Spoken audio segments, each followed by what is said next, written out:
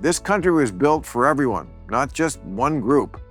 That's where the Freedom from Religion Foundation comes in. Think of them as the GPS keeping church and state in separate lanes, just like the founders actually intended. So whether you've always been secular or left religion behind, like me, if you don't want someone else dictating the trip for you, FFRF has your back. For membership information, text CLUB to 511-511. Text fees may apply.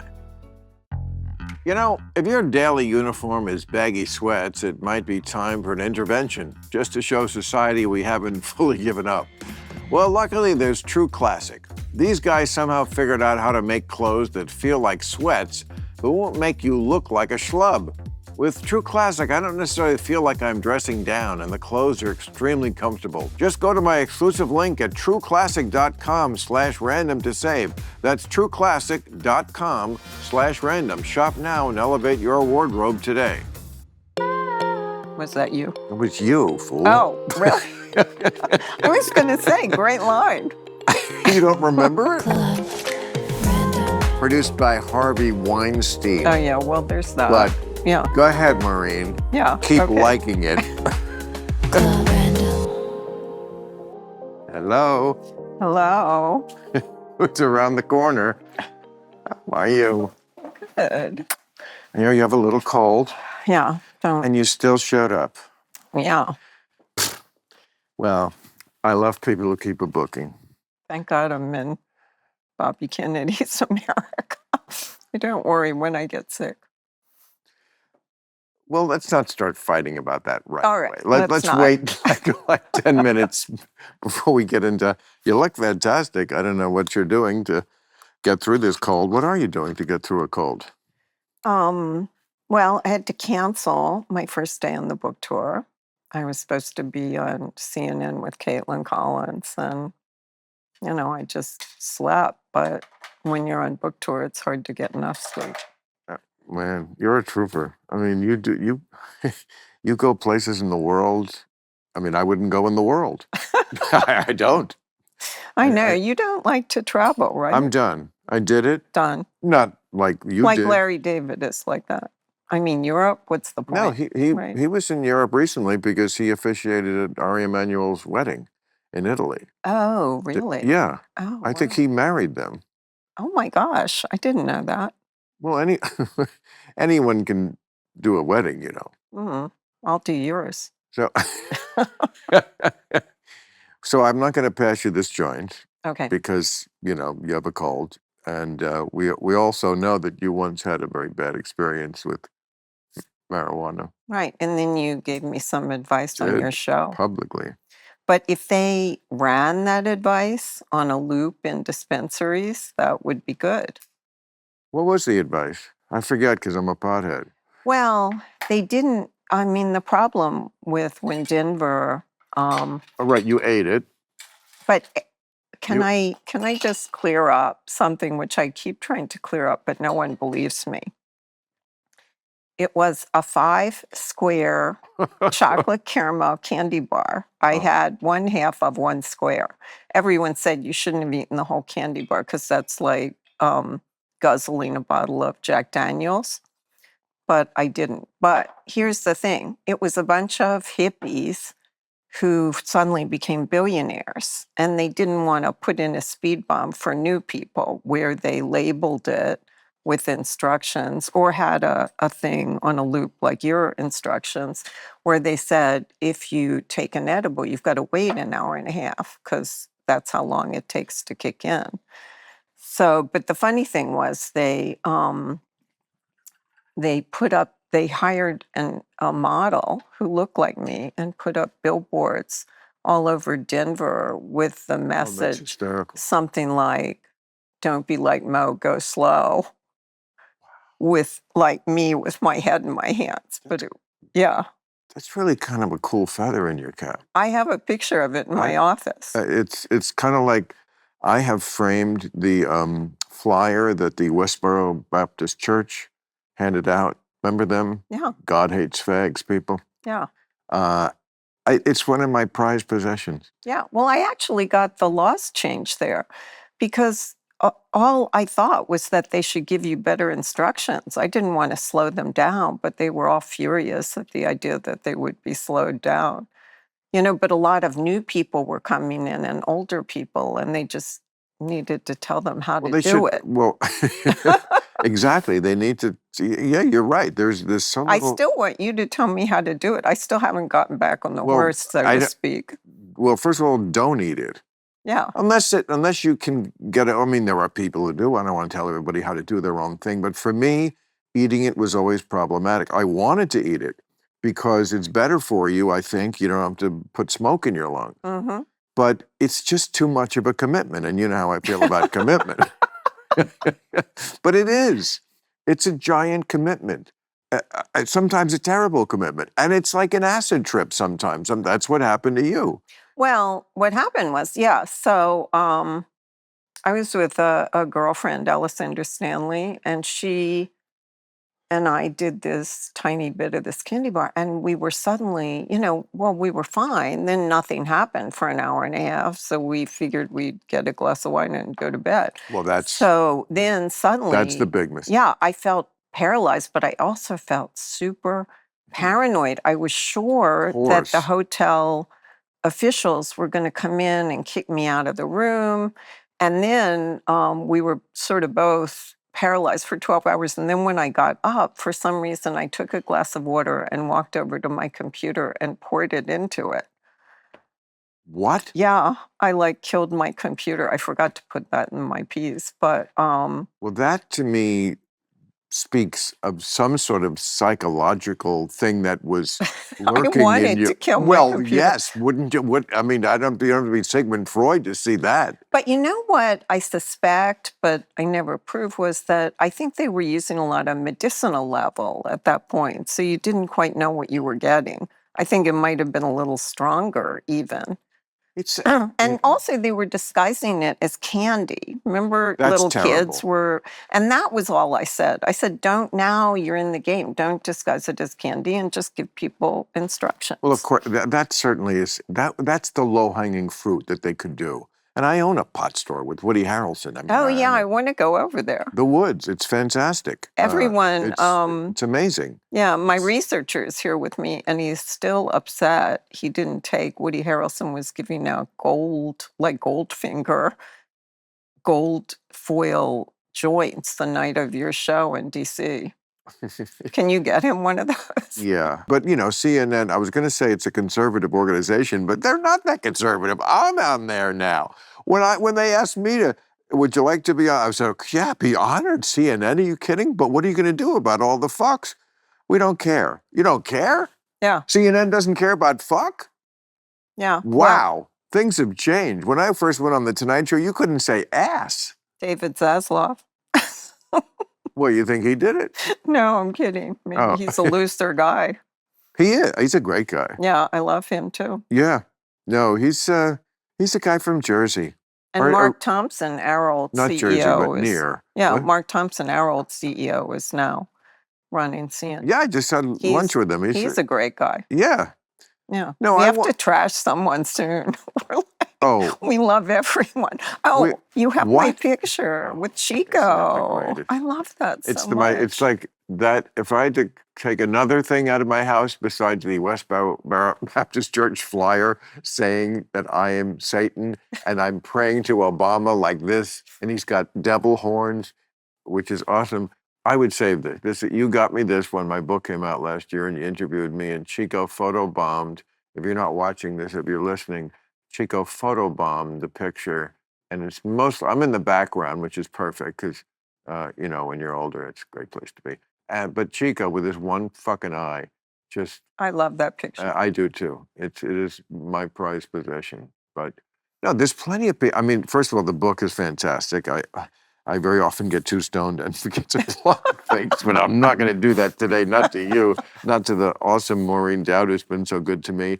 I read, Notorious, it's called, and it's a collection of all your pieces, your profiles of not just people in show business, but whoever's a big mocker. I mean, I love the ones you do about fashion. I love the ones you do about tech titans. That's a big thing. But anybody who's in the culture like that on that level, And some of these, I mean, I remember all of them, and I have a very, shall we say, selective memory.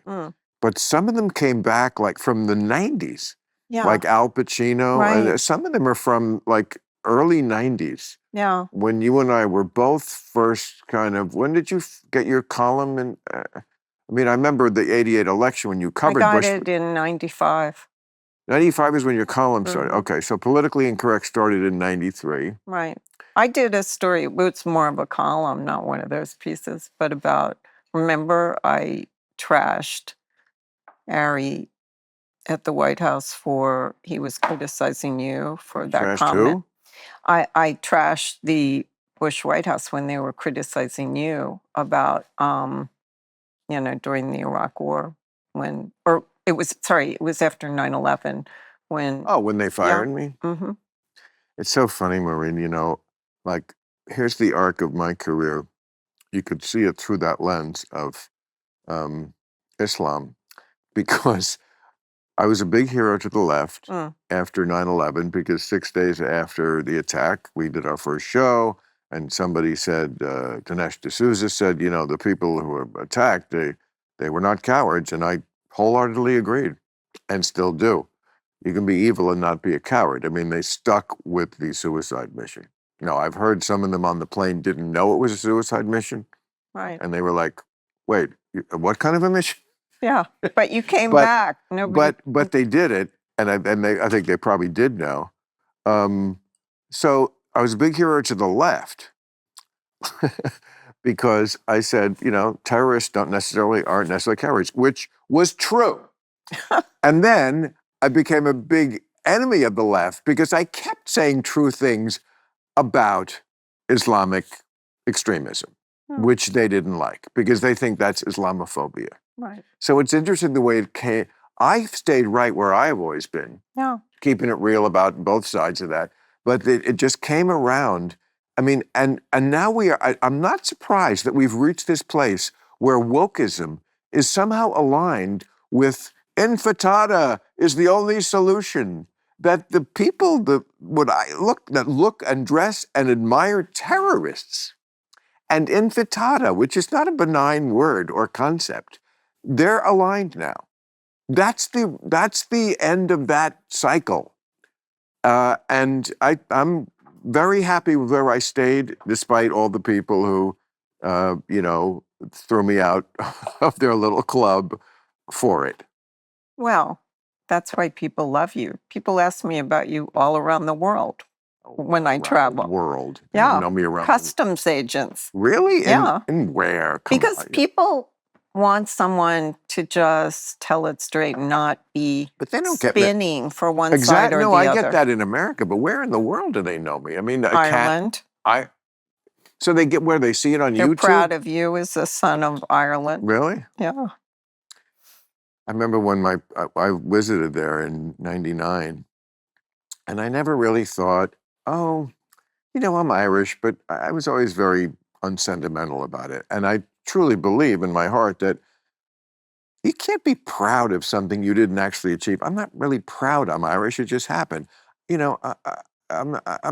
not proud I'm white. It just happened. I'm proud that I stayed on the air after they tried to get rid of me. That's an accomplishment. No, nobody puts baby in a corner. Well, but when my plane landed, I was crying.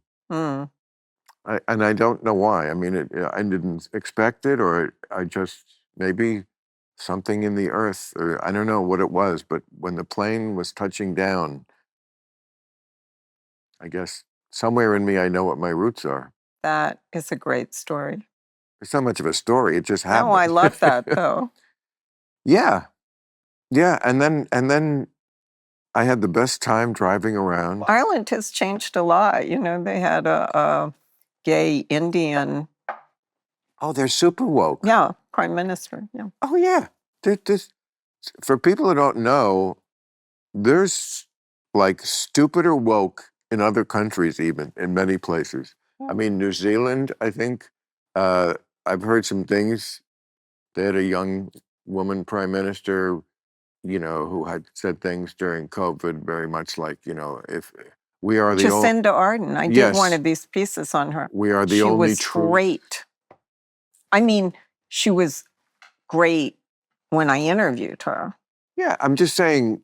She did, yeah, she got in trouble over COVID. That's why. Well, also just this attitude that I do hate on the left of like, we own the truth. Right. I mean, I think Fauci said almost as, I am the science. Well, I think they took his mural down in Washington. Trump? Yeah, yeah. What's it like? I mean, that's been your home your whole life. For people who don't know, you were yeah, I was born there. Born and raised there, and your father was a detective and sergeant at arms. What, in the Capitol? No, he was a D.C. police detective who was in charge of Senate security. Got shot for 20 years. He didn't get shot. He captured the gun of. He ran from the Senate to the House and tackled and took the gun away from one of the Puerto Rican terrorists. So Puerto Rican terrorists. Yeah. So he shot up the house. So you can still see the gunshots on some of the desks. And he took the gun, and then there was a trial. And the defense attorney asked him how he knew that it was his client's gun. And my dad goes, because I carved my initials on it, which you can see if you look at it. Holy shit. Now that's a story. He was, my dad was very magnetic and cool. And anyway, Washington is one big ball of stress. They need some weed there. I mean, they're ripping it. Yeah, ripping it from the inside out. You mean now it is? Now. But it wasn't before? You're just saying it's worse. No, it was. It must be people just getting fired. There's nothing more close to home than that. And he's tearing through the government and firing people. Right. So that's really what I was asking is like, what is, I mean, do you see that in Starbucks when you Everyone's head is spinning. I mean, this wolf pack or brat pack of young Doge kids with backpacks and pizzas shows up. They had a confrontation today or yesterday at the U.S. Institute of Peace where they didn't want to let them in and they were trying to sneak in. And, it's scary because I think you said something, I'm elaborating on it, but it's like if you want to get rid of your stomach, you don't use a John Belushi samurai sword to cut it off. You just use Ozempic. Like there's a more careful way to do it. I mean, it would be nice to save money and have a leaner government, but these kids show up and they're trying to get into agencies. It's very disorienting because there was no planning in the sense of there's no, disclosure agreements. Nobody knows what they're getting. They're getting taxpayers' information. And a lot of it probably is illegal. And, it's just an insane situation. And Elon Musk, there's a piece about him in the book. Oh, yes. But it's pre.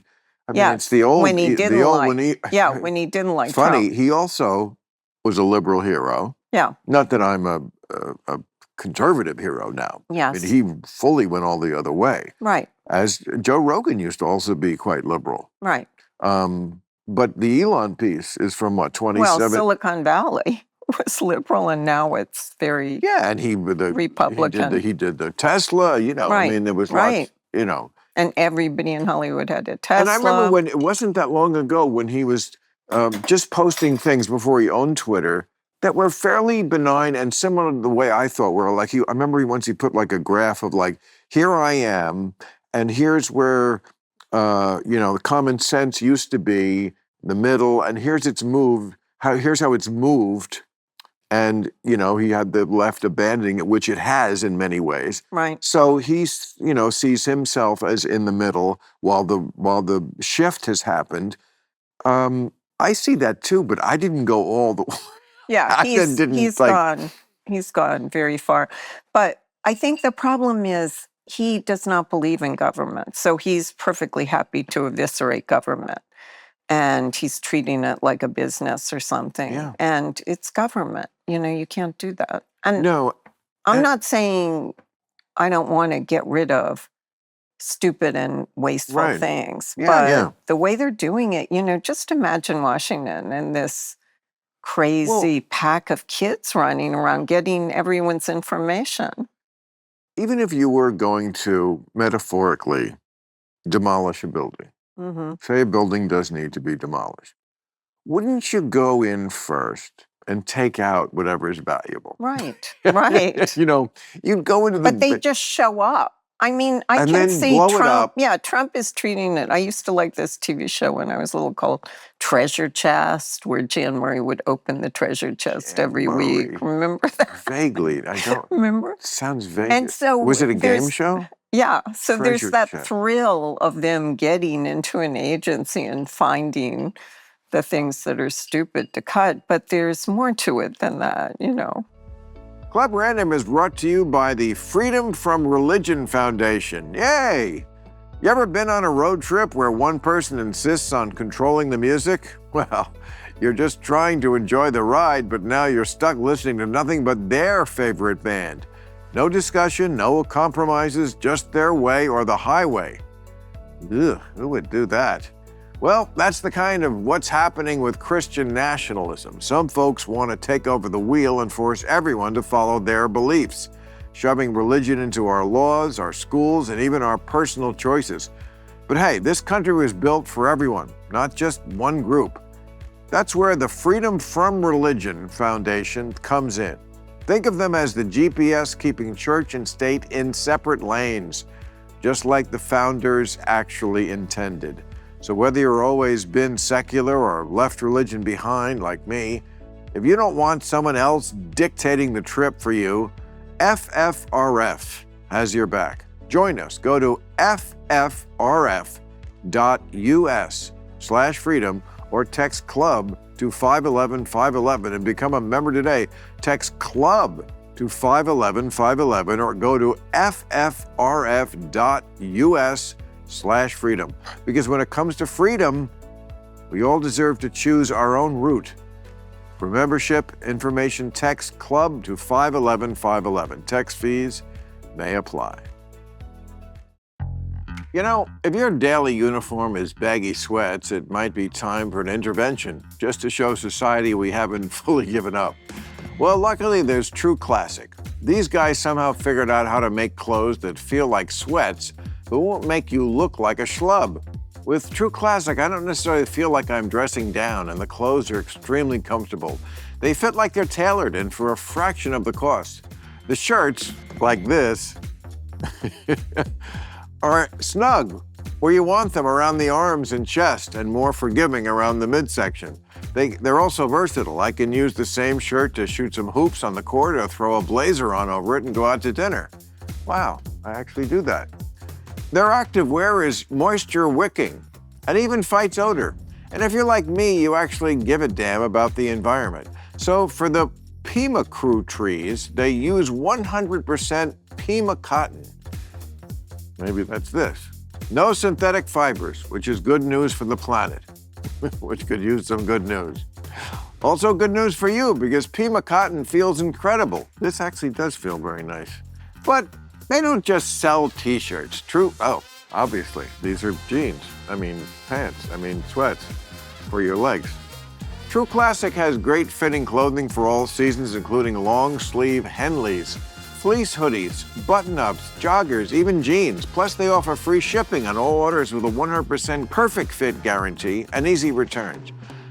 They're trusted by over 4 million customers and have over 200,000 five-star reviews. Whether you're bundling up for the cold or getting ready for spring, level up your style with clothes that actually fit right.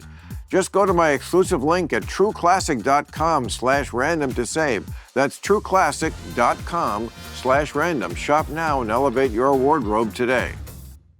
Well, the thing I worry about the most, which now will probably get us on what we're going to argue about health-wise, is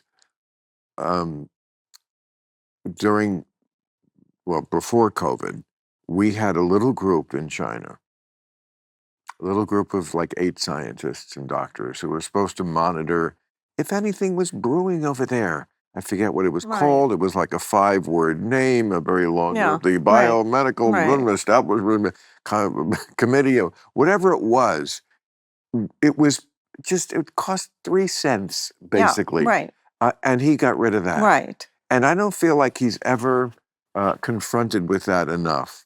And now that's what they're doing all over the world. And Right. diseases start in other countries and then they come here. How can these people who are, some of them are not stupid at all, how can they not see that that's the smart thing to do? And that if another virus comes here, it could be worse, Ebola, Yeah. stop it in Africa. Right.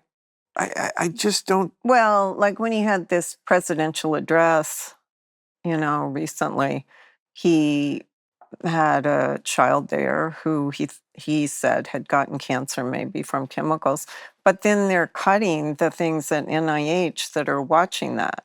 Like when he talked to Zelensky today, he said, "Oh, I want to help you with these children that the Russians have kidnapped.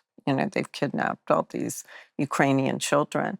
But then Doge cut a Yale program which tracks the children and tries to, so this is what's going on. Everybody wants to get rid of waste, but this is a crazy, nobody knows what anyone's doing. Everything's spinning. So are people in Washington, how do you see it? Like when you go out, drinking more? They're just, are the cars crashing off the side where they're just people? Like, I want to know Yes. how you actually, what you That's actually, what it is. just like in a movie where the cars start just driving Yeah. off the road and people are just, Yeah. their hair, guy's running out, he's on fire, that That's kind of. it, that movie. Yeah.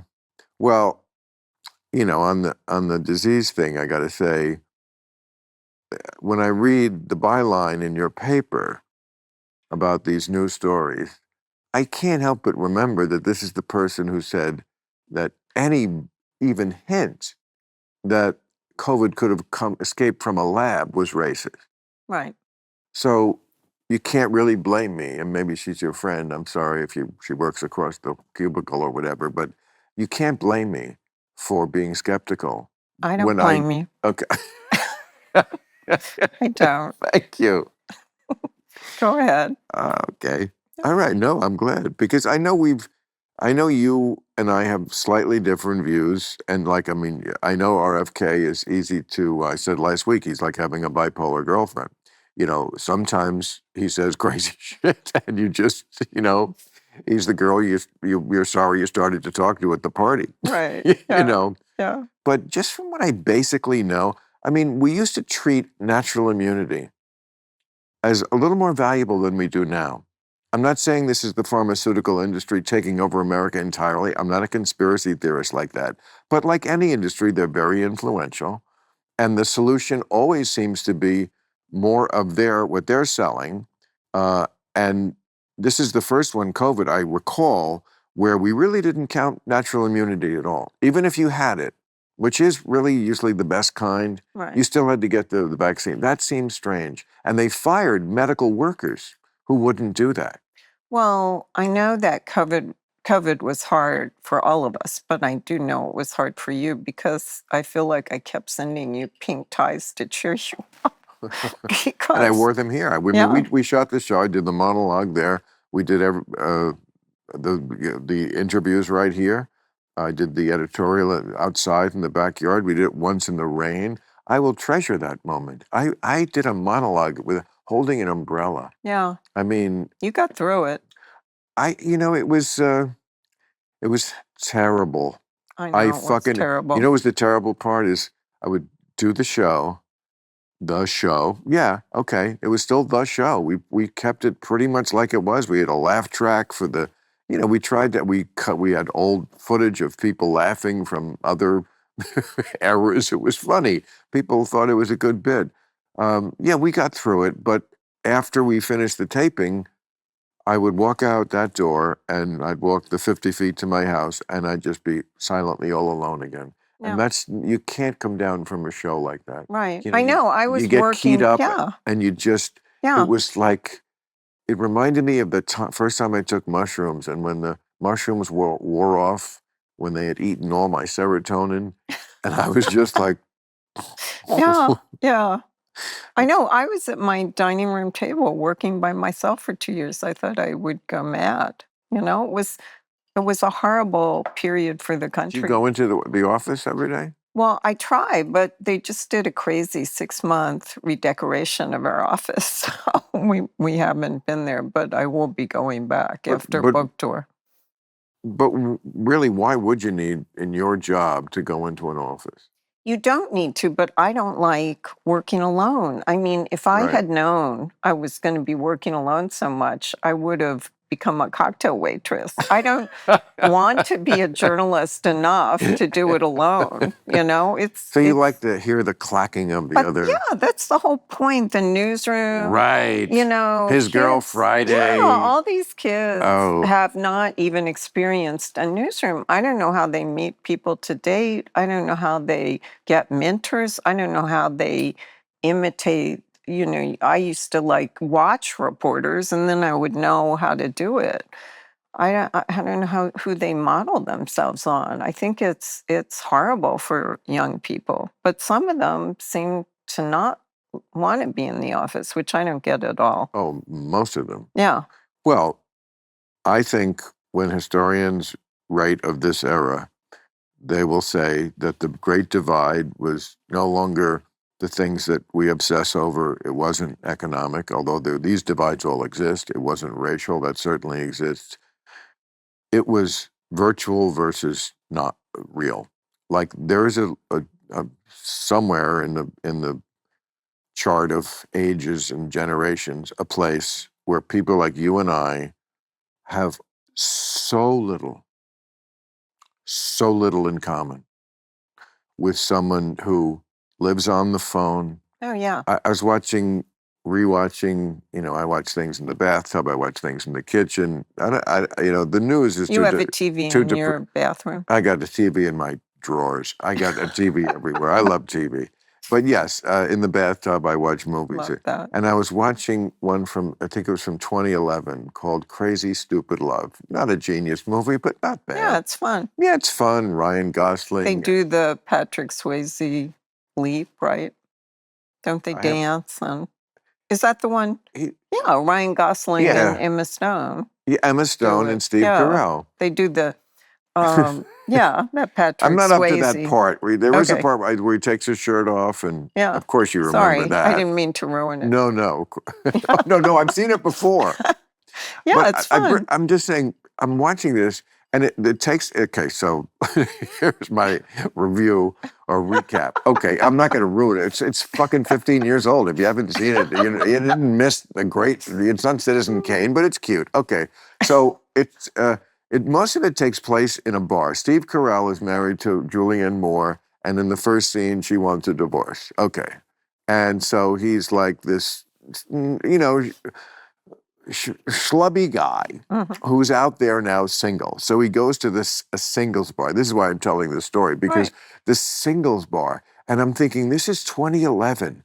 And this is it could be from the 1300s. This is so out of date that people go to that's the main set. He goes to a single bar where Ryan Gosling every night is scoring with hot chicks who go to singles bar to be chatted up by guys who have lines. And it's like, okay, first of all, today, guys can't even talk to girls. Right. So that's not going to happen. They'd all be on their phones. Women are afraid of places like that because they get roofied by the incels. Right. Again, this is only 2011. And already, this is, again, to somebody who's just starting out going, in their dating life, 18, 19, 17, whatever it is, this is like, you might be in the Civil War. Why don't you just have something in the barn where we're sitting on barrels and churning butter before we meet somebody? Right. And that's the dividing line, I think. And we're strangers in a strange land, and they're cyborgs. I mean, they have the phone. They're almost like part computer.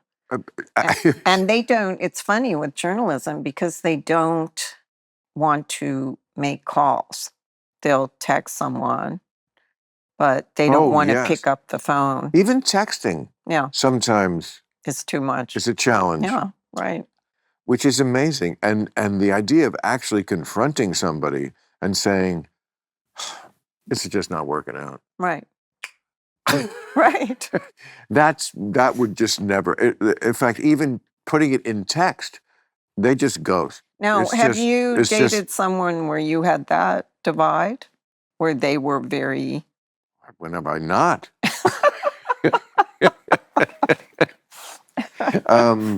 Yes, but I found one who isn't. Mm-hmm. But Mazel man, tov. yeah, man, you have to kiss a lot of computers. But I mean, it's it's that to me is going to be, and already people are identifying this, but I don't think they know how much, like you say, cyborgs. I was watching the Taylor Swift endless concert. It's taken months to get through that. Mm-hmm. Nikki Glazer made me do it. She said, "Okay, I've talked about Taylor Swift She's here fun. before. I like her. She's a sweet person. I don't get the music. Enough said. But like everybody, when they cut to the audience, all you see are phones. Mm-hmm. No one is experiencing this through their eyes. Right. They have to put this artificial filter that somehow makes it better, and they're also recording it Right. So for yeah. So when I'm covering, let's say I was on Deadline writing about the Trump address recently, and my assistant is watching it through his phone. He's not watching the TV with me, and I'm like, let's both look at the TV. But no, that is not going even to the happen. TV is not real. No. I mean, it's real, Yeah. but you know what I mean. No, it's I not know. like Lincoln, Yeah, where, but there's I feel- Lincoln. but I- That's the motherfucker himself right there. That. But there's some like filter in there, and I'm like, let's just, pay attention to this. But no. I don't know what my World War II parents would say Right. if they just suddenly Rip Van Winkle back to life. And I just can't imagine what they would think of anything. I mean, they were lifelong liberal Democrats. They put that in me, and I think I basically kept the faith, although I won't go to stupid woke town with you. But I don't know, I don't think they would either. I don't know. My father was as Irishy Democrat, loved Kennedy and Pope John, Right, mine dude, too. as Yeah. you get. And We had a huge picture of JFK. I cannot 100% Yeah. predict that he wouldn't be a Trumper. Yeah, I I don't often know. wonder. My father wouldn't, but I wonder. I Well- don't think my mom would, but I can see parts of Trump she would like. Yeah. She did feel we were sending too much foreign aid and a lot of the things he harps on, and I Well- think she liked, funnily enough, she became a Republican with Reagan because she loved Ronald Reagan, especially in a tuxedo. She loved him.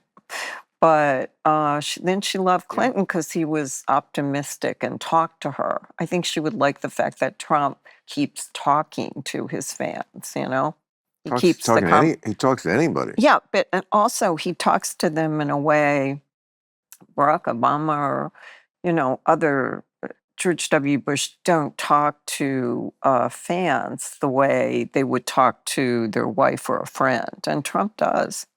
It's he would tell people at rallies anything he would tell Melania, probably more.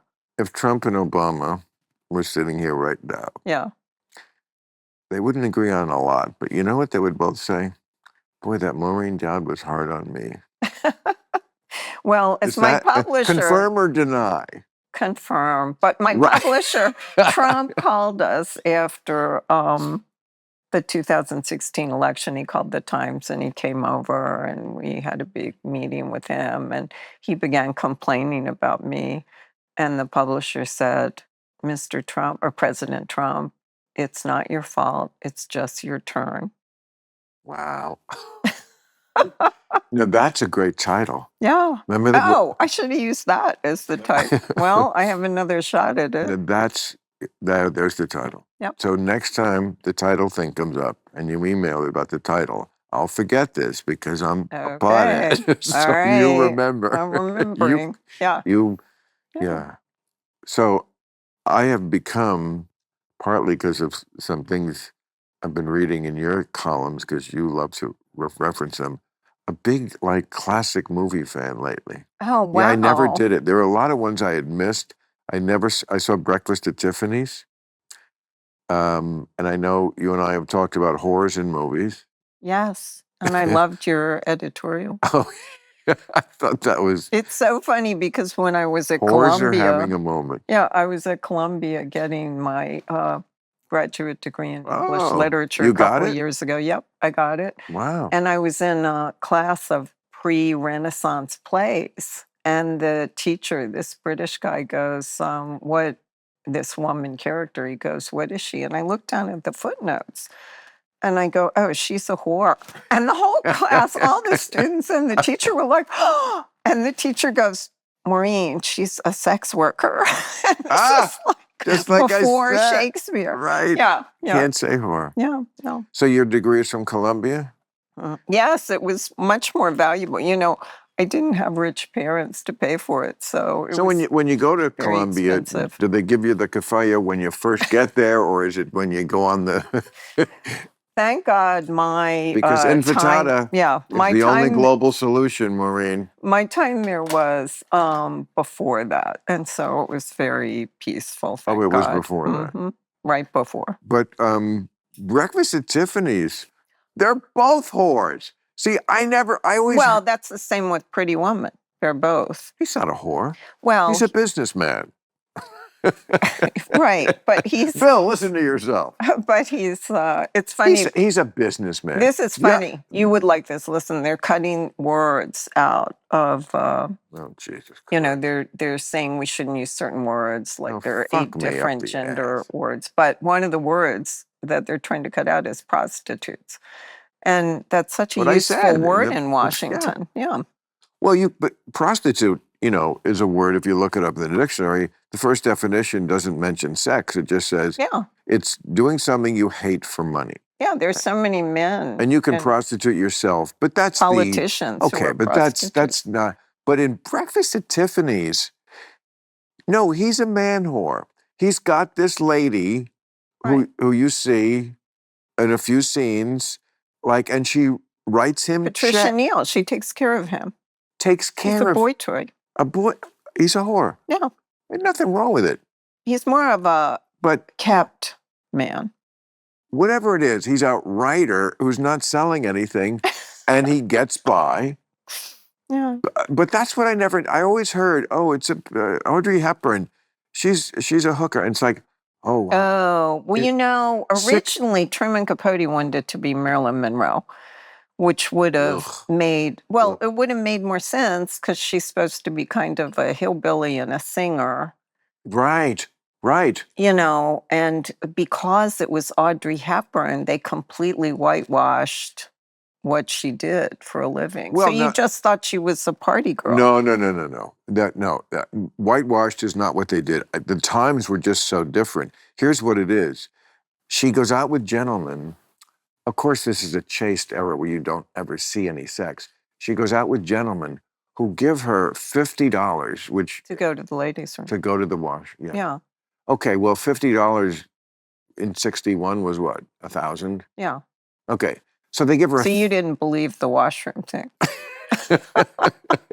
We might go to the washroom broke, but you're coming back ready for action. So I'm telling you, that's their way of saying she's a hooker. But tell me what other movies you've been watching. Oh, okay. What? Any other romantic movies? I did a triptych of the Double Indemnity. I'd never seen that. Oh, I love that. And except for her wig. It makes her look like George Washington. Talking about Barbara Stanwyck? Yeah, I love Barbara Stanwyck. She's not cute. She was my dad's favorite actress. She has a sexy way about her. I guess for the era. I mean, in the first scene where he sees her, I mean, she's got an ankle bracelet, which apparently gives him wood like you can't believe. And he's like, but it's so funny. Again, the sensibilities of different eras. This is like I think about the phones, and like we're of different species from 2011, but from 1944 or whatever that movie was. I mean, okay, he meets her. The first scene. She's married. This is the old one about the femme fatale who gets some stupid schlub to kill her husband for her.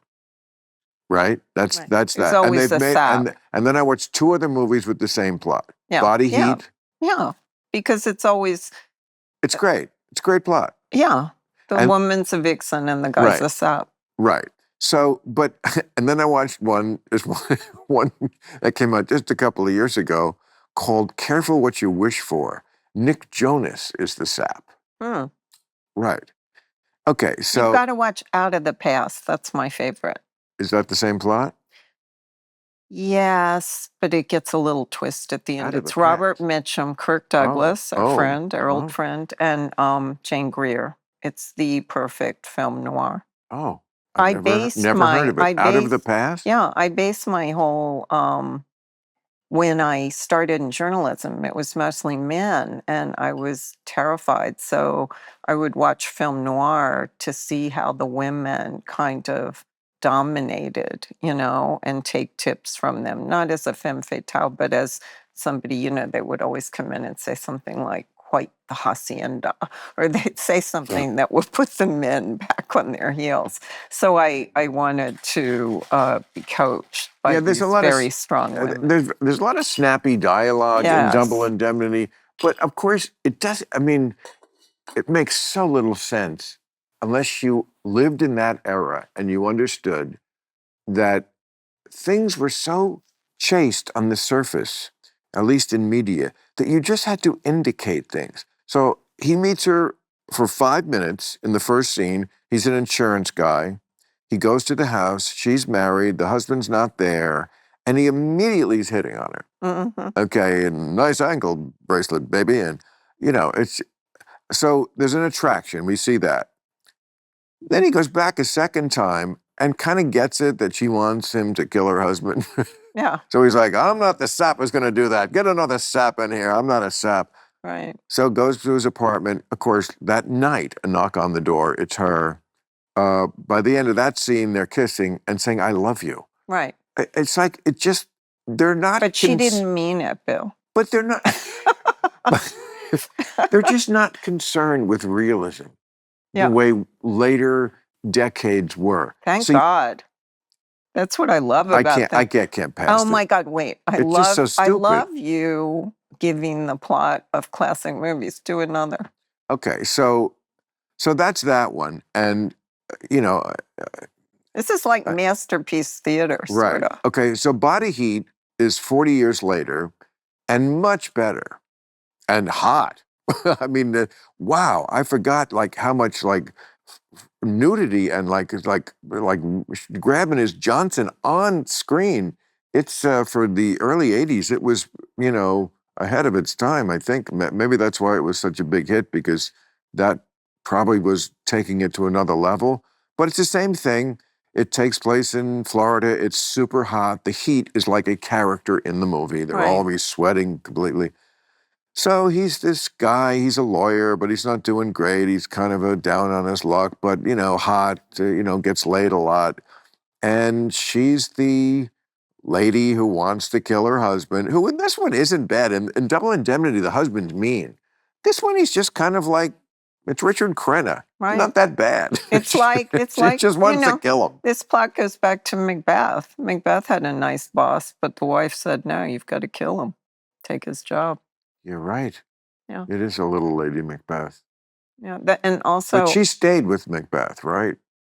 No, I think Or she would have? No, she... Because these ladies just want to kill 2 birds with 1 stone. They want to get rid of the husband and then get his money. Right. And cut out the sap who help them. Yeah, this is my favorite genre. Oh, really? Yeah, I'll think of some more So for Body you. Heat is much better and hotter. And there's that funny scene with the little girl. Yes. I didn't quite understand that. Like, Oh. the little girl witnessed him. He comes over one night. He's been fucking the lady who wants to kill her husband, Catherine Turner, and he sees a woman standing there who looks just like her from behind. And because they've been fucking, he says, "Hey, lady, you want to fuck?" And she turns around, and it's not Kathleen Turner. It's her Right. friend who looks just like her, who we find out, I won't ruin the plot at the end, but that's very important to the plot. And he's embarrassed, but now somebody else knows about them. Yeah. And then the little girl, who's her daughter, she sees she sees Kathleen Turner blowing him. And then she doesn't identify him because she said it was a bald man. Remember? A bald man. Why? Because she saw his. Oh, she's talking about his dick. Yeah. See, just call me. I'll explain these movies to you. They were joking about that. It's Ted Danson, by the way, who plays the friend. Yes. Oh, yeah. I'm not good at doing that. That's one thing I've always needed a girlfriend for. When I haven't had a girlfriend, I just don't understand movies. I watch them, but I'm always the guy going, "Is that the same guy who was in the other?" Okay. What is your all-time favorite movie? Saving Private Ryan. Wow. So you didn't think Shakespeare in Love should have won the Oscar? You know what? You could test me on almost any other year, and I wouldn't know what the movies were. That year I remember vividly because I was so bitter. Yeah. See, now we're going to have our disagreement. You like Shakespeare in Love more than... I loved it. And I have an interview with Tom Stoppard because in here. You're a Shakespeare freak. Yeah, and I told Tom Stoppard how much I loved it. It's in the book, and even he didn't seem to defend it that much. Well, okay. I mean, yeah. Maybe this has to do with the fact that my parents were in World War II, met there. Yeah, my dad was in World War I. No. Yeah. Well, he was 61 when I was born. So. Oh, right. Yeah. Oh, my God. So there's still time, Bill. No, I'm past 61. There's time. There is not time, but that's okay. I find that liberating. But so go ahead. Yeah. Okay. So, like, my father had died, I don't know, a few years before this. Now, to say I was a puddle who couldn't get out of... How old were you then? When he died? Yeah. Oh, I was in my 30s. Oh. You know, I was not a... Yeah. But, you know, I mean, we all got to go sometime. I'm just saying that, you know, you don't process something always right away. And in that movie, well, first of all, I love World War II movies and I love Spielberg, and it is just an amazing movie. But it starts with Private Ryan as present day. It's the 90s. Right. And of course, he looks just like my father, like men look like that with the same exact kind of bad shirt my father would wear. Right.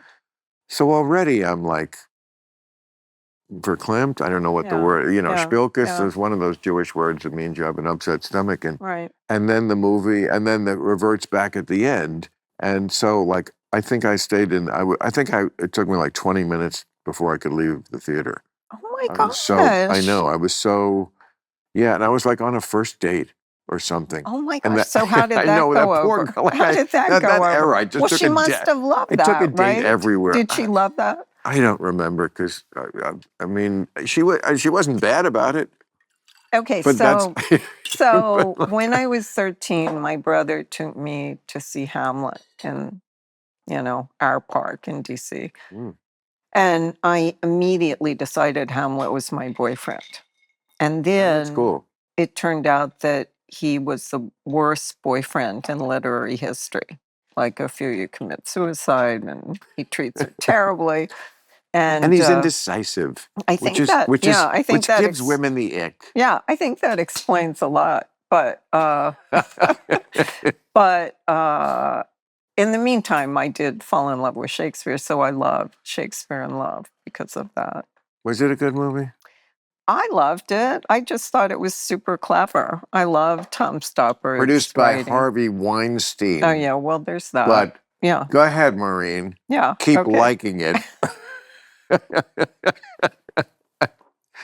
Well, I didn't. First you tell us you're a drug addict. Yeah. Now you're supporting rapists. Shakespeare-loving drug addict. But, I did one of these pieces on Judi Dench, and I loved her, but I didn't use it because she had Harvey Weinstein's name tattooed on her bum. And I'm not sure she would want to read about that now. Who did? Judi Dench. Why?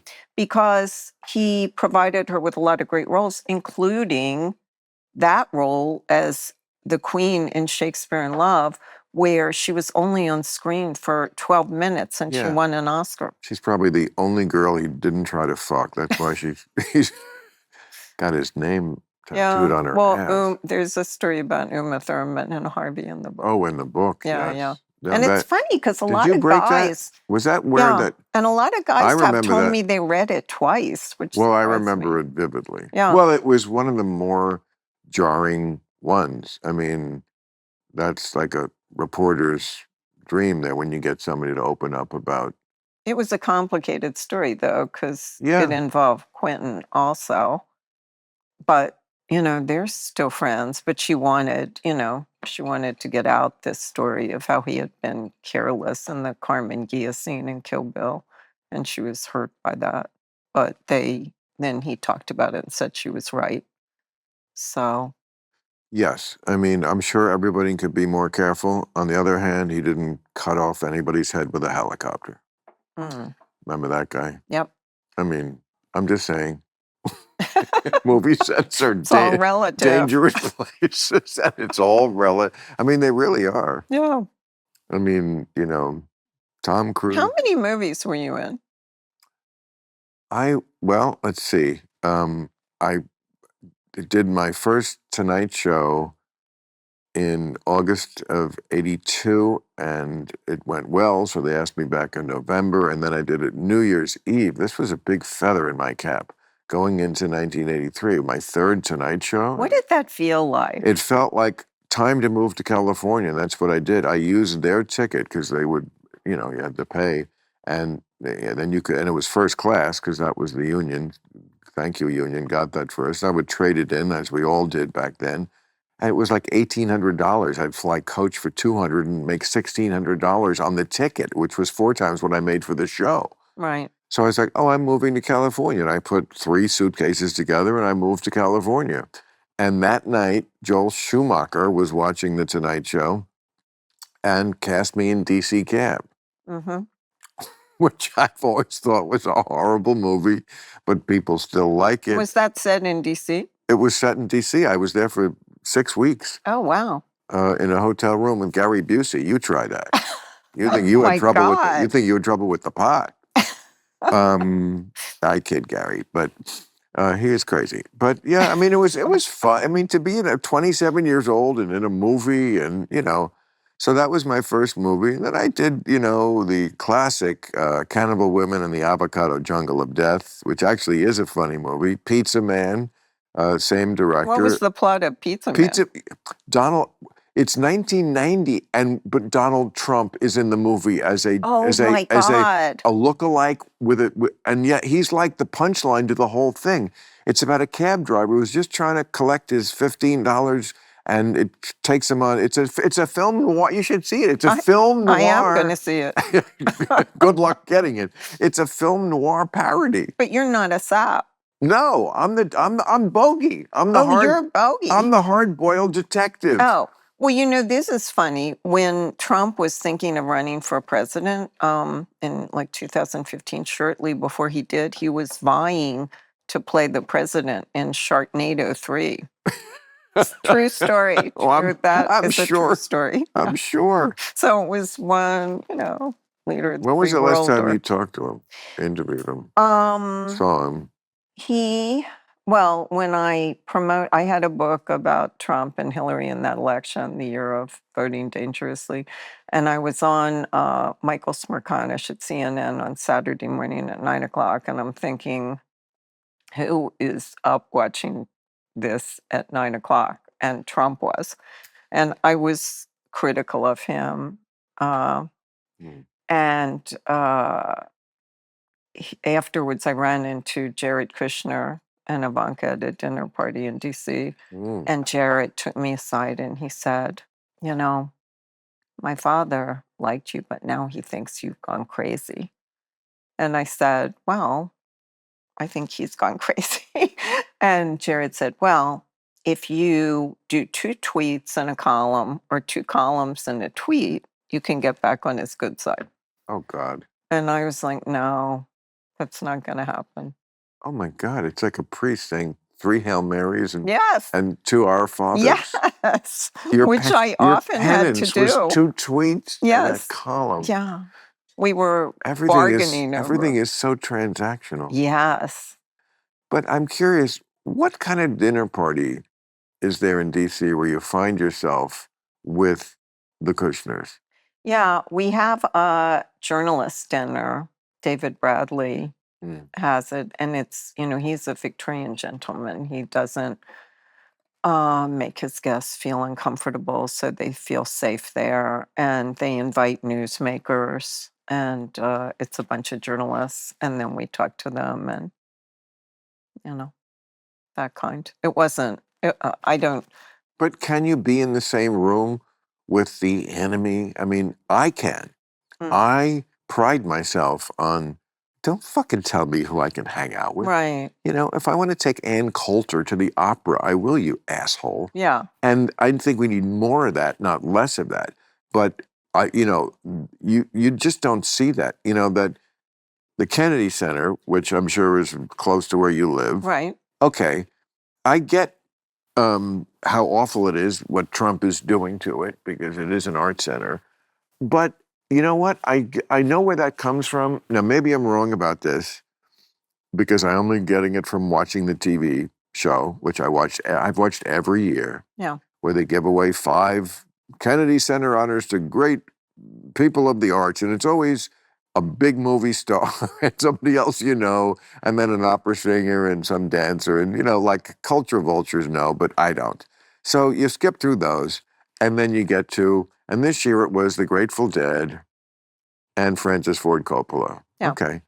I didn't see, again, maybe I'm wrong, but watching it, I did not see one face on that screen, either in the audience, and there are a lot of audience shots where you see, and of course it's a very uptight audience. I would hate to have to there's always that announcer and, here to present, and please welcome Morgan Freeman.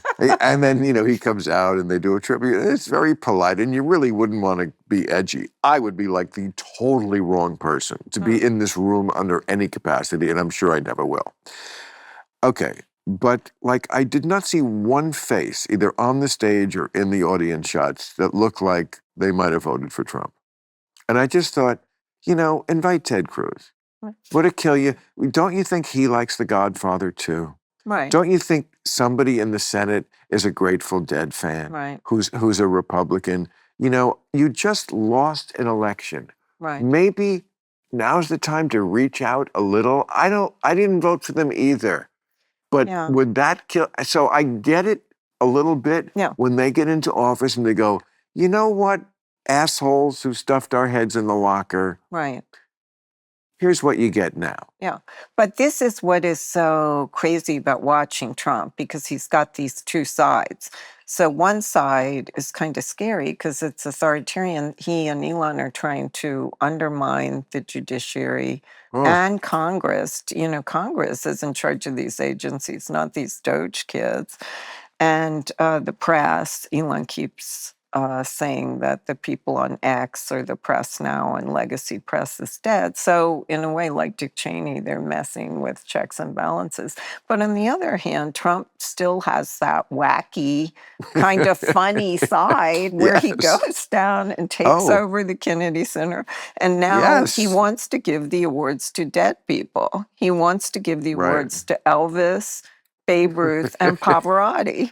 And then he goes down, he starts making this speech about how he thinks they should do Cats, which was also George W. Bush's favorite play. Really? Yes. Oh. And so he You know the thinks, movie is like a joke of all time, right? yeah. Okay. But Trump says at first he didn't get it, but then he began to look at the beautiful bodies of the men and women in gold tights, and he got mesmerized.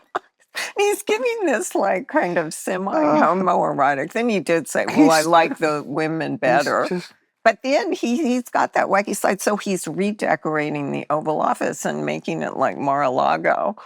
He uh, hasn't brought up the gold. He has a gold thing with him on Mount Rushmore, he- but he has like a gold TV. Wait, let me tell you, a gold TV remote. And he put gold leaf around the famous mantelpiece in the Oval Office that oh you my know God. from TV. And he wants to hang a chandelier, and they're trying to talk him out of it. And he won't be talked out of it. You know, he wants to make it like Mar-a-Lago. And you know, I think that you see it actually, I think in the SNL impersonation, that wacky humorous side is what makes people less afraid of the It is authoritarian so side. human. Yeah, It's and not only less afraid, but yeah, less afraid because what we always fear about politicians is that they're not telling us something. yeah, They're just not to be trusted. yes, Spin. What does spin mean? It means like there are people in this world who, when you talk to them, like when I talk to you, I know I'm getting the complete unvarnished truth. right, And then there are people in this world who, when you talk to them, you never feel that. right, You can't put your finger on it maybe, but you just feel something is being elided or it's being exaggerated or it's being spun, but it's just not the complete truth. right. And here's a guy who, I mean, as he sees the truth, it isn't often, Well, it's but a it's mix of lies and truth. well, Yeah. it's his impression of the truth. Mm-hmm. If he doesn't like Zelensky, his approval rating is 4%, but it's really 57. Okay. Right, But you know, impressionistically, poetically, it's 4%. right. And his fans accept that. But not just that. It's like, can we trust this guy? Well, he just voices his interior monologue. Yeah, The thing that we all edit. No one just says what's in their head except him. yeah. So you could, like, if he is thinking homoerotically about, Just says it. Tights. or Men in Arnold Palmer's tights. cock, you know, that'll Oh, yeah, dominate the that news was for a a good week. one. Well, it's interesting because, you know, I have my sister Peggy on book tour with me, and she's a Trump voter and a Republican, and And all the brothers, right? yes, but it's interesting to see things from her point of view. But even she kind of rolls her eyes and says she wishes he wouldn't keep saying he won the election. She doesn't want him to sell gold sneakers and tacky things when he's president. So, you know, it's there are a few things she's No, objecting you to. got to put up with a lot, and they do. Yeah. They're like, you know, that celebrity spouse who always has to act humble on the red carpet. Right. She puts up with me. Shut up. You're George Clooney. It's fine. I'm sure she's fine. Right. You don't Yeah. seem like And she said to that much of a nightmare, you She know. said to tell you that she saw one of your early shows and it was the funniest thing she's ever seen. I mean, my family is Early, in what do you love with you because you are not just on one side or the other. You just say it as it is. And Well, they love you. you know, it's funny that you really have to reiterate over and over again where you are because each side wants to only like pick the things Right. that they agree with and then pretend that the other side of you doesn't exist, but it does exist, and I have to always say it. But my big problem with liberals is that they basically, I mean, liberals is one thing, but woke, okay. They basically forgot and don't defend and don't want to defend what liberalism is. I mean, all the things that I think make us great, like personal, individual liberty, rule of law, Right. What we would call Western values, scientific inquiry, human rights, women's rights, gay rights, freedom of speech, trial by jury, all these things that were, I'm sorry, invented in Athens and Rome and Paris and London and Philadelphia. I guess they're bad because they came from white people. I don't know. But they want to turn their back on this. Well, That's also, Western civilization. That guy that they just threw out of the country, and I'm against it because he didn't break any laws. It's just a freedom of speech thing. I right. defended him, even though he's a dirtbag who I hate.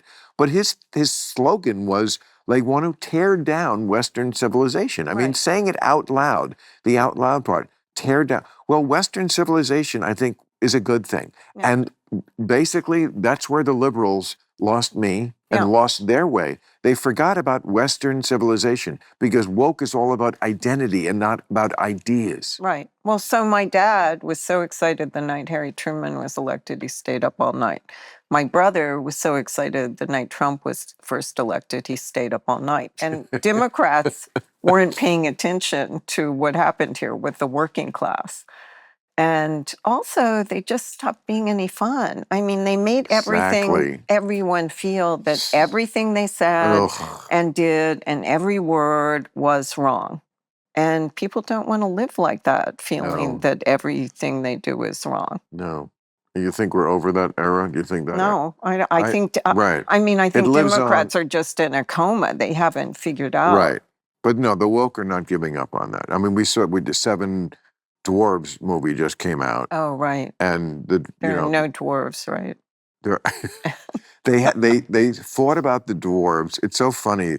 Though this is again one of my big problems with progressives. They're so stupid so often about things that they find their way back to something that's very unprogressive.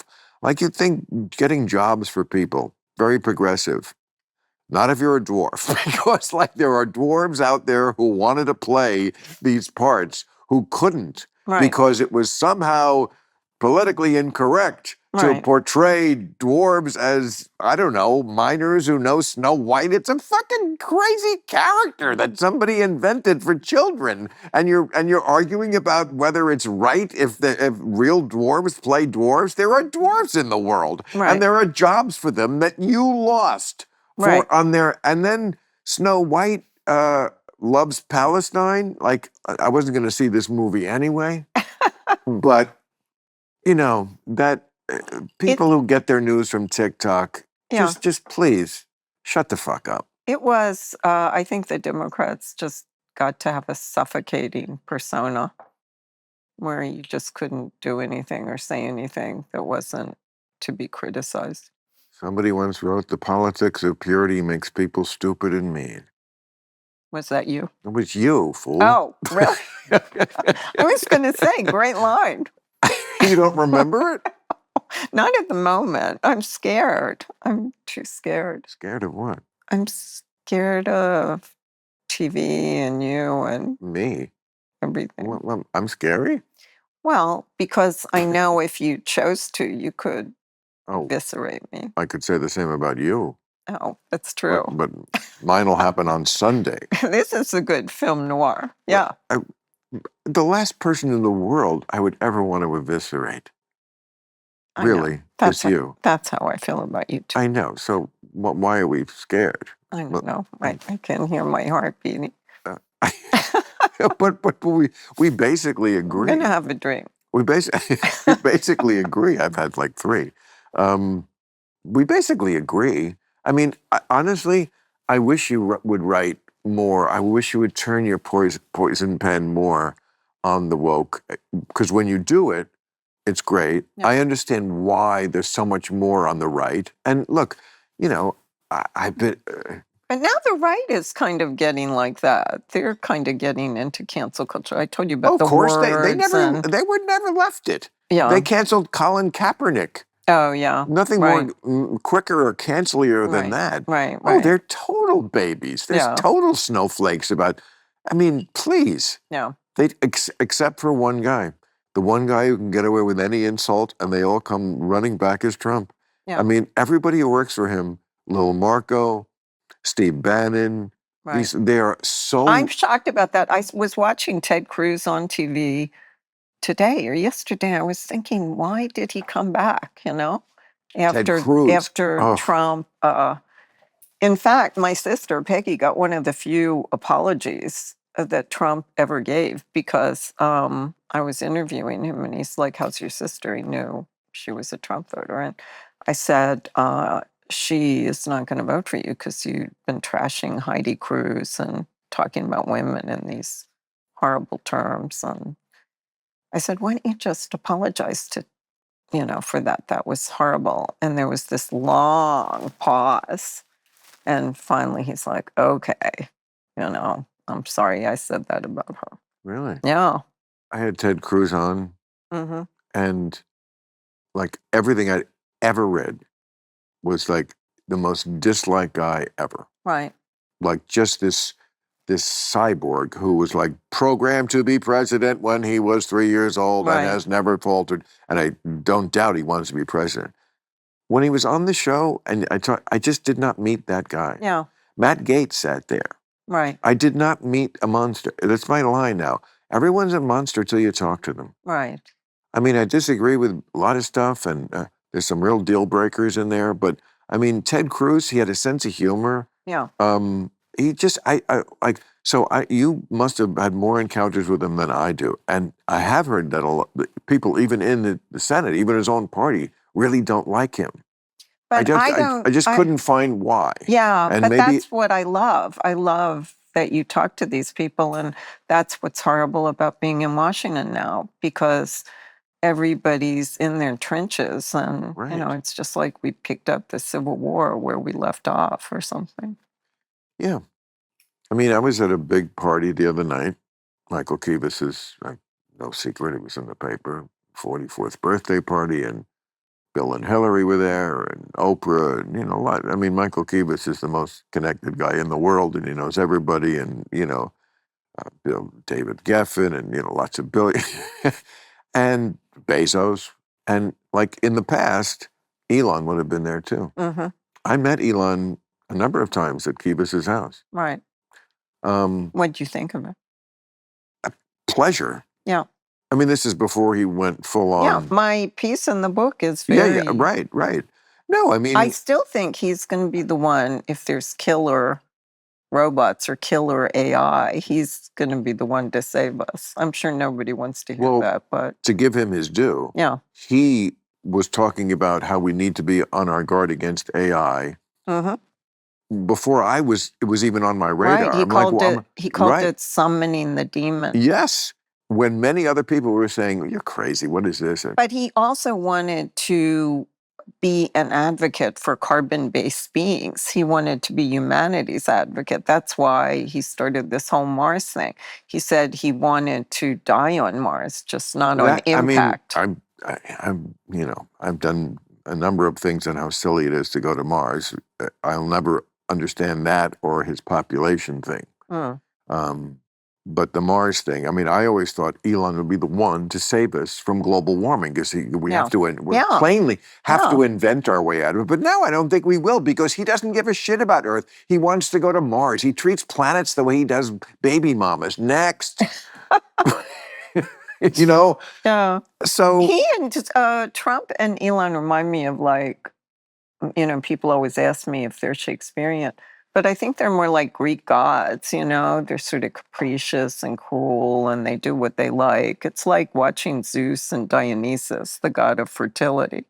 It isn't like watching Shakespeare. But I can't, like, in times past, he might have been at this party. Yeah. No, he's in Washington. He was, I don't know if he was invited.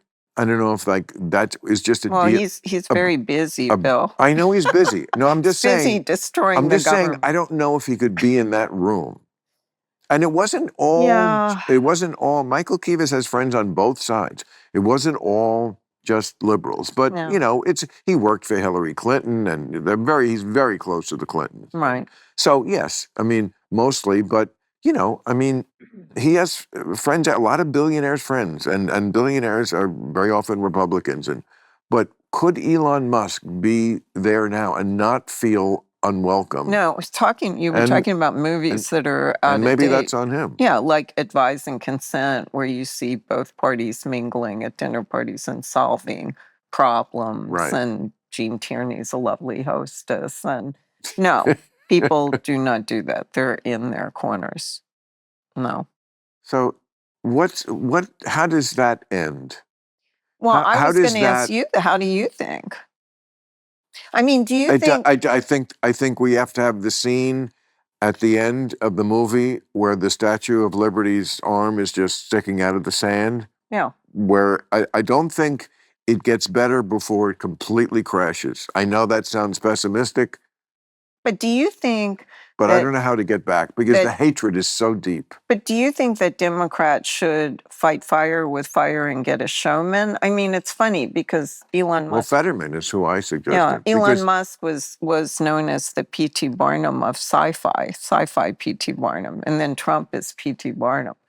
But do you think, I mean, you know, I interviewed George Clooney. I had an interview with him, and I'd always heard people say he was charming. And I was like, nah, I'm sure he's not that charming. Right. And he gave me a 5-hour interview. Yeah, so day went tonight. So, you know, yeah, the guy is charming. And I said to him, what do you think of running? Because basically the Democrats need an attractive host body to stuff all their issues into that people will be drawn to. I don't think George Clooney really suggests regular guy, working class. No, I know, but I still Fetterman, think, but people are a guy drawn who's in to shorts. celebrities.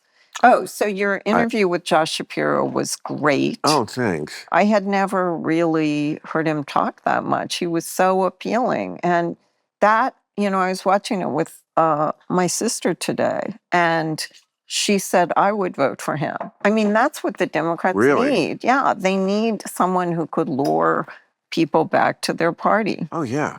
I saw this thing, the number, they're going to lose California, New York, Illinois are all losing seats. Yeah. Because people vote with their feet. Right. And they're going to Texas, Florida, Utah, all red states, some other state, Arizona maybe, or something. But yeah, and this is just because we're overtaxed, we're overregulated, we can't afford a house here. If that trend keeps going, even this many seats lost is, you know, that's the House is very often 218 to 216, something like that. Okay, we're talking about 6 or 8 seats that are definitely going to be red now. Mm-hmm. And you're going to have to do something drastic. And do you like Gavin too? No. Especially now. I always thought he was the guy because he's great at being a politician, looks great, you know, just gift of gab. Right. And also very smart. You know, has the facts in his head. He doesn't have to look up something. He does the work. Right. And unlike Obama, he was willing to go spar on Fox. Yes. And now, I mean, you saw this. He name checked me saying I'm doing a podcast and I want to do like Bill does. We'll talk to both sides, not be ideologically captured necessarily by the left. Well, this is a big change. He's on the show next week. Oh, wow. He's top of the show on the 28th. Oh. Yeah. So. Yeah. Well, I mean, there are people who think because of Kamala having Beyonce and Taylor and people on her side that Democrats should just stay away from celebrities altogether. They should. I think it's a negative. I don't think it's far from working. I think it turns people off, turns me off a lot of the times. Like Rachel Zegler, not going to vote for her. But they've got to find someone who's alluring and, you know. Charismatic. Yeah. I mean, I thought Josh Shapiro and Gretchen Whitmer would have been a better ticket. Last week about Gavin. Like the same things they say about him, they said about Clinton. He's too slick. Yeah. He's so slick he wins. Right. You know, I see your paper like already tried to shit on him for this, and I'm like, you know what you call a Democrat who infuriates the New York Times electable. Yeah. He was out front on a lot of things. Yes, and he has the credibility. Yeah. He has a kind of like, I did my time in the liberal trenches, mayor of San Francisco and all that. And it's like, if you can't understand about moving to the center and saving the party, yes, there will be so much carping about it. But that's the other reason why I think he'd be good, because I think he'll take it. He's not a bitch. Who else do you like? Well, I say Fetterman. I love that he just says it. He is Trump-esque in a number of ways, minus the things I don't like about Trump. I mean, he seems like just a regular guy. He doesn't give a shit what he says. He's got a brand, you know. I mean, he's just, you know, he definitely has. I mean, that was my joke about it. It was like if he ran with Pete Buttigieg, disability plus gay equals one person of color. You could get away with it in the Democratic Party. Yeah, you know, the way he dresses in Congress is quite startling, because it was only in the last few years they allowed women not to wear, like they used to be banned for sleeveless. Come on. Yeah, one of What? my former assistants, who's a big political writer, star now, Ashley Barker, Trump trashed her recently on his social Truth Truth Social. Social, yeah. Yeah, he truthed it. Yeah. But she You went gotta- in there one time. I forget if she had on cowboy boots or a sleeveless blouse or something, and they told her, you know, she couldn't But be in I there. feel like the Republican Party has, I mean, apropos of what you said before about, you know, the Democrats no fun anymore. Yeah. I feel like all the ladies who, you know, like, I'm not saying you really want to have relations with anyone in Congress or a politician at all, but if you were bent that way, I mean, the ones who, like, you know, Eric Idle is going, yeah, she's a goer, huh? She's a goer. She goes, right, nudge, nudge, wink, wink. She goes. I mean, they're all in the Republican Party. I'm not saying they're doing anything, but So who is yours? the Christy Gnomes, Who is your? the I Lauren was going to ask Boeberts, you. they all just seem, you know, is Yeah. she a goer? And I think the answer Lauren is, Boebert. yeah, they have. Whereas like AOC, you know, she's attractive, but you just, oh my God, you know, I wouldn't want to be on a date with her. I know she's married, and I'm not I don't asking. think she is married yet. No, I think she is. Is she? Yeah, no, she got married. Oh, I missed Yeah. that. But you know, but- yeah, Washington was very titillated recently because Lauren Boebert, after some big thing, got in a cab with Kid Rock.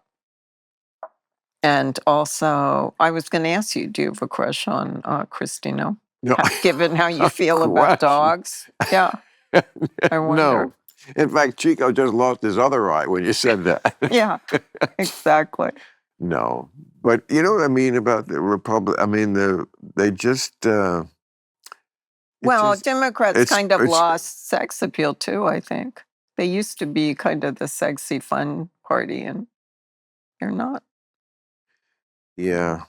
I mean, it's Maybe true. too When I sexy used to do sometimes. jokes about, you know, where the punchline was something, something, stick up your ass. Yeah, It was about Jerry Falwell, yeah.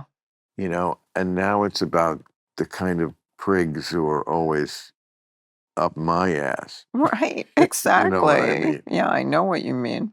So, do you watch or listen to Two Angry Men, Harvey Levin's podcast about lawyers? No. Oh, it's him and Garagos. What's his name? I forget. Oh, Mark Garagos. Mark Yeah, Garagos. who was one of the, Susan McDougal's lawyer. Because I'm watching this Trump thing, I'm thinking like, I mean, I love this podcast because like it's not just the bullshit people or whatever their opinion. It's like what the lawyers say. Oh, I love that. Because like I'm watching this thing going on between Trump now and the judges, Mm-hmm. and you know, do I want Venezuelan gangs out of the country? Yes. I mean, it's always my fucking dilemma. But that's like, living that's in this America. exactly. So that's not the mountain anyone's going to die on. We're happy to see them leave, but then you're unraveling the Constitution. I know. Yeah. So like, I'm bringing the lawyer show up because like I've said this for years. Like everybody talks about the law, like it's nothing. The law is whatever they say it is Right. at any given moment. That's why, like, when you see a lawyer, he's always in a room with a giant wall of law books behind him.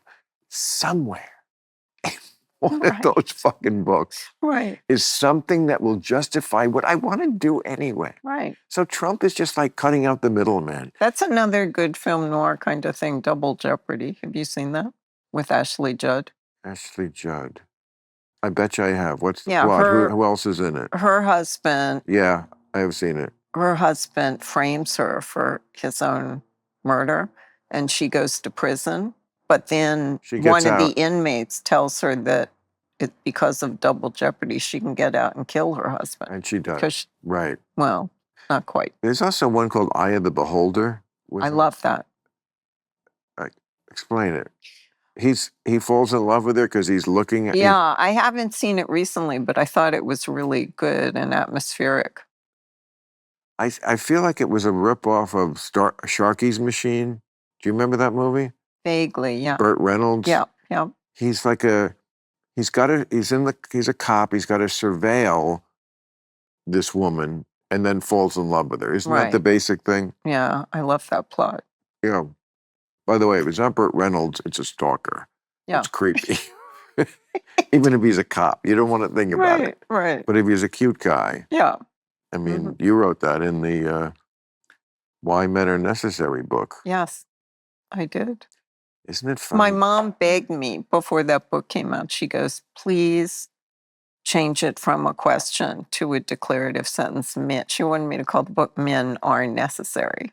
I was like, Mom, she goes, Men are? yeah, she wanted me to call it Men Are Necessary. And I said, Mom, they're going to be fine with it. They get that I'm Right. teasing them. And she's like, no, they'll have their feelings hurt. Sure enough, no man would pick up that book. And I realize now, always listen to your mother. I should have called it Men Are Necessary. Wow. That's interesting. Because you are. Especially you. We are. Yeah. We are, for not just for procreation. Lifting. Yeah.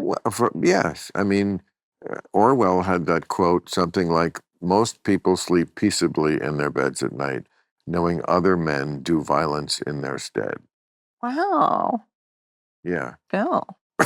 What? I'm like, You're showing me before that, I thought something. you thought I was an idiot. No, I like all these weighty quotes. But it's true. Mm. I mean, we live cushy lives. Yeah. And it's another thing that the kids really piss me off about. They have no perspective on how good they have it. They think they somehow think they live in the worst time ever. Right. And they're so burdened by so many things. And some of them are just. Did you see the woman from Love Is Blind who jolted her husband? No, okay. I don't watch any of Oh, I don't watch. Oh. Are you crazy? But I read about it. Yeah, okay. Okay, so it's Love Is Blind. It's Yeah. some, Are they on an island? No. No, they're. I guess they're blind dates, and then they're going to get married. I don't know. It's one of those. Anyway, she's at the altar. She's about to marry this guy, and at the last minute says, "Can't do it." Why? Because she found out that he didn't really think that much about Black Lives Matter. When that. Yeah, not that he said anything terrible. She asked him about it, and he was like, I don't know. I haven't read that much about it. Oh my gosh. That was That was the end. And I just have this one question for her, which is like, what have you actually done? Do you think that your coming up short husband to be, who you just publicly jilted? What do you think you've done to actually improve whatever the situation racially you're upset about? And I don't think she can answer that question. Did you ever have a situation like that where someone said one thing and you were just totally turned off? You mean got the ick? Mm-hmm. That's a really interesting question because it's so easy and so common for guys to give women the ick. Right. guys who want to get laid. Yeah. It's so hard to give us the ick. I used to do a joke about that. Like I could, if I was, when I was in my 20s, she could say anything. She could say, I'm a Nazi. And I'd be like, Right. were you always interested in Germany, or was it more of a political? Yeah. Nothing would deter us. So it's, the older you get, one of the nice things is, you become more of a human being. You're less horny, so you can be more discriminating. And yes, it's very easy to give me the ick now.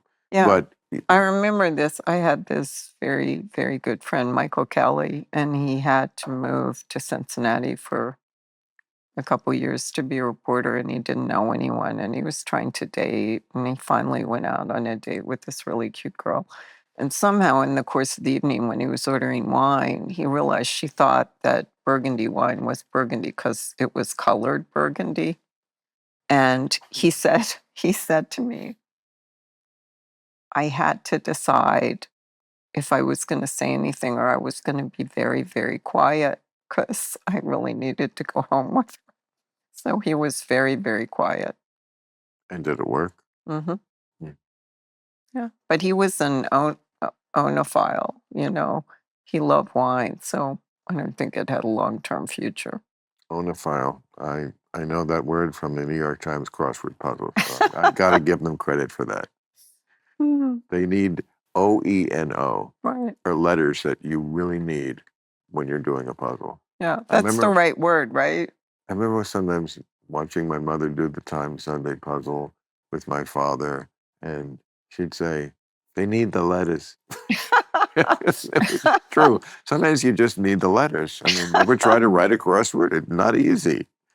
They need the letters. That sounds like a Woody Allen line. It really like the is. end of Annie Hall. They need the eggs. Yeah. But I tell you, of all the decisions, I've made so many bad ones and so many stupid things. But never getting married, priceless. Do people... Don't you think? I mean, Well, you're one of the few people like me and Oprah and the Pope who No. have never gotten married. Yeah, no. And I would feel love like, to be married. I think I would be Really? I think I would be really good at it. Yeah. you would. I'm sure Yeah. you'd be good at anything. Well, But thank you. I mean, the sacrifices just seem, it's very hard to like make your life and another life, when you think about how hard it is just to get your life each day, till now it's like two dragonflies who have to fly in tandem. You ever see them fly, and everywhere they go they're in tandem. And if you get out of tandem, then fighting and gunny sacking grievances that build up over the years. I mean, that's always what deterred me, was that it just, how do you avoid that? Well, there's a great part in the Al Pacino piece in the book where, I'm pressing him and he did not like to talk about his love life. And I'm asking him why he never got married. And, he said, well, if he could find someone who wouldn't mind living down the block, he might do it. Like, didn't Betty Davis or some of these people like Sartre and, they had apartments next door, but he wanted someone down the block. The modern rich people have solved that problem by building houses that take up a whole block. And then you can officially live in the same house, but you're really living down the block. Well, there is one person in the book who's like you and has absolutely no interest in marriage or kids, and that's Ray Fiennes. And it was interesting to talk to him about that. He's a very interesting combination of, he's a real gentleman. Like, I went to the wrong restaurant and missed half our interview, and he said, don't worry, we'll do it tomorrow morning at breakfast. And very few movie stars would do that. So he made you breakfast? No, but he also has a kind of a hedonistic streak. He's a bit of a libertine. And he said he was the oldest, and he raised, Guy in Shakespeare in Love was his brother. And he said he got rejected for Shakespeare in Love because Julia Roberts didn't fancy him. but he just has, just no interest. He likes. It's funny you mention him because I just saw him. I never met him. I think I did meet him, but I saw him a couple of nights because it was just Oscar weekend. Right. And the Vanity Fair party and the party probably Friday night, the agency parties, the WME, CAA parties. And I'd only seen him in the movies where he very often plays a very serious character, Yes. a very serious actor. Yes. And Nazi. boy, not that guy out at a party. No. He always had a big smile on his face, and he's a goer. You should. You're right. I can see he is a goer. But you should have him on this show. He's a really fascinating guy. And Please. Andy, he's friends. Hook it up. He's friends with Andy Cohen, and Andy Cohen said he loves all kinds of women, whatever age, whatever shape. Wow. You put a woman in front of him, and he can appreciate her. Oh wow, that's a superpower. Yeah. I can't. That's yeah. No, he's a goer. He's fun. Let's get over here right now. Yeah, let's have a party. But I did want to tell you that, people keep asking me, like, what Shakespearean character Trump is like. And I finally found a similarity. You know how in Richard III, Richard is very malevolent, but he's funny. He's the hunchback. Right? He gets the audience on his side because he's funny. And he walks up to the stage and he tells the audience what bad thing he's about to do. He brings them in on it, but with humor. And I feel like Trump is like that, and that binds him. Like a lot of audiences love Richard III, even though he's doing terrible things. He wants to kill his nephews and, but if you make them feel like your confidants, that can take you a long way. Well, I could talk to you all night, but I have to pee. Good night, sweet prince. I could lie and do a smooth exit, but that's really what it is. But I'm so happy 2 I hours didn't with faint. you goes by like that. That was fun. Thank you so much. I'll probably be in DC shortly, so if you'd like to have lunch, I will be around. Anything you want to do, that would be fun. Yeah. I'd love to go to one of those power restaurants where they powerful people. What was the place? The Grill, or what was the place that's like the power? I want to go to the power place. There was like a place called Duke's Eberts, and they were all steakhouses. Of course. We had a Men are making decisions. Yes, I need steak at lunch. Yes, women are over. Steak and lunch. Yeah. Steak and decisions. We had our day. Now men are in charge. Pretty tight. That was fun. It went in 5 minutes. I know. I was afraid to drink. 2 hours. But now I'm going to drink.